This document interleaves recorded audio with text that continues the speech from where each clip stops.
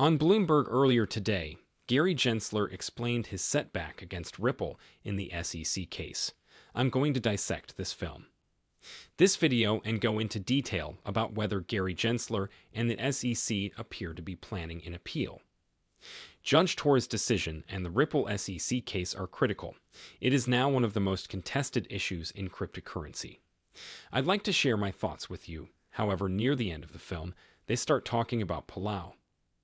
Ledger Palau has recently constructed a CBDC on the public XRP to offer you guys some insight into the other CBDCs that Ripple has been working on, and I want to show you something very interesting that we are seeing from the transactions on that spec. Today, when he is directly asked about his defeat to Ripple, I always consider. This is especially humorous because Gary Gensler was able to evade these questions for a long time by answering, "Oh, I can't talk about that." I'm sorry, but I'm unable to answer any inquiries regarding this matter because it is actively being litigated. Gary Gensler, who was compelled to reply to questions about what exactly happened and how the SEC lost so badly now that the case is done, is addressing an appeal in this footage. So I want to examine whether or not it was successful. This appears to be a plausible scenario. Why do I want to experiment with the clip? This should be treated as a separate topic that has recently received a lot of attention. Notably, crypto XRP is only security when sold to institutional investors, according to a judgment in the Ripple case with retail investors. Not so I am aware that you previously expressed disappointment with the decision. The SEC has also stated that it plans to request an additional review, implying that you intend to appeal it. Could you please describe your feelings regarding that decision? Kaylee, one of the 5 commissioners, is myself. The commissioner did nothing about it because he was on the commission. Furthermore, if the staff makes a recommendation, we'll discuss it and decide whether or not to act on it, but I don't have any extra information for you on that. It is critical to understand that I must change this since I am currently unable to look at Gary Gensler in that position. What can we learn from that clip? The SEC and Gary Gensler, on the other hand, are not in a hurry to appeal a case that I believe we already know the outcome of. The underlying reason this is such a significant deal is the way the appeals process works. In this case, the SEC had 2 choices for appealing. The first alternative in this case is an interlocutory appeal, which is the most immediate option things. We should have observed between a couple of days ago and next week. When this happens, the SEC must notify Judge Torres that her judgment truly caused an emergency, and it should be granted special authorization to launch an emergency appeal. This is the appeal that many people were concerned about, but based on what we can see now, it does not appear that the SEC will take that course, even though there may be an emergency. The atmosphere would undoubtedly change if there was an emergency, and it would be clear that all 5 commissioners would likely need to cast their votes in unison because there is an emergency in political opinions. They merely need to assemble and protect the shopping public, as we can tell by the way he is even posing these questions. The question is whether that kind of thing is off the table. Thus, if the interlocutory appeal is dismissed, the SEC is unlikely to file an appeal in the next year or so, and the reason for this is because their other option for an appeal may only be pursued once the matter has been resolved completely, and we are aware that even though XRP and Ripple both came out on top in this case. As a result, the SEC would have to wait until the trial in this case was over. Process before they got a second chance to truly appeal this case. The critical one thing to keep in mind is that we might end up with an entirely different SEC makeup. Some SEC commissioners may refuse to even look into this case. They might say, "Wow, the SEC is in for a major embarrassment. This is a can of worms we don't want to reopen."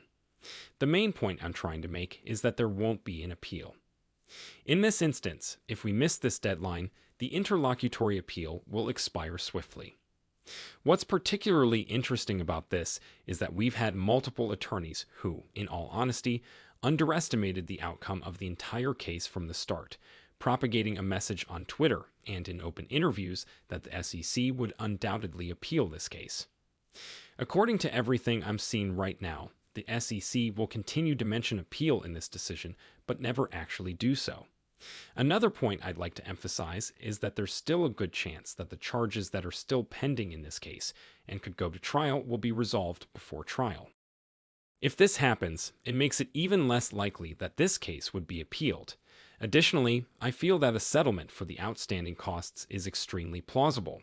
Therefore, the main point I'm making is that the point I want to make here is that the SEC would no longer have been able to file this emergency appeal at this point, and this is the appeal that they were most likely to file now that everything is over. Appears to be the CDC's intention to accept this ruling in the Ripple case, and their plan going forward will be to simply say, hey, Ripple is a very unique company.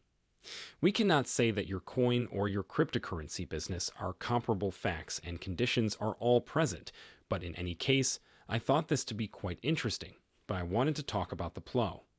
This is our first public CBDC station. This has been observed on the XRP ledger, which is exciting.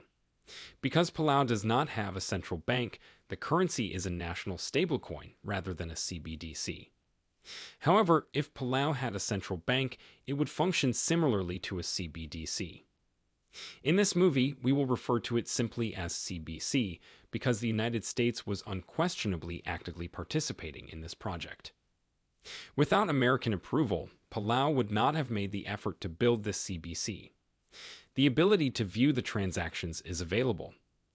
Another curious benefit we are gaining from this is that everything is truly observable due to the CBC's development on the open XRP network. The ledger is a very intriguing feature. The amount of XRP that Palau has in their wallet as a result of issuing their CBDC is one item that I know will receive a lot of criticism in the coming weeks. It only costs 50 XRP now, which is somewhat surprising because many people would wonder how you managed to run a full thread on only 50 XRP, and to be honest, I'm not entirely sure. Would a chpnik on 50 XRP be possible? If you had asked me 2 years ago, I would have said they would never succeed, yet that is exactly what is occurring in Palau.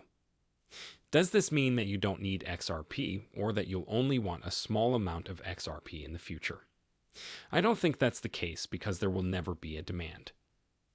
First and foremost, Palau most likely owns so little XRP because there is a plan for high prices. Appreciation, which would considerably enhance the value of that XRP. It's only 50 XRP, so even if XRP rose to $1,000, it would still only be $50,000, which is probably considerably less than many of us imagined it would take to run a CBC. However, in what I believe to be the most likely scenario, the possibility that very little XRP is utilized to run a CBDC is substantially higher. As a result, switching from one CBDC to another will cost a lot of XRP. Because the stablecoin on the XRP ledger isn't an instance of XRP, it looks like maintaining a CBDC only requires a small amount of XRP because transaction expenses are paid with it. Because it has a completely different liquidity profile, the primary purpose of the XRP is to settle the transaction. The second issue, however, is critical to understand in this case. Regardless of your opinion, XRP will be required for CBC to interface with a multitude of other different goods. Regarding the fact that only a little amount of XRP is necessary for the CBC, it is a fact that a bridge of some kind is required for the CBC to link to any other unit of value. Because an XRP will be employed in the bridge's architecture, it does not appear that the CBDC will result in any significant price rises. The assets demand will be primarily driven by the fact that more of these CBDCs are being produced. I believe XRP will serve as a bridge between them, and I have gotten some very exciting messages. I don't want to dig into my direct messages. To demonstrate this by showing persons opening some of the wallets used to establish the Palau CBDC.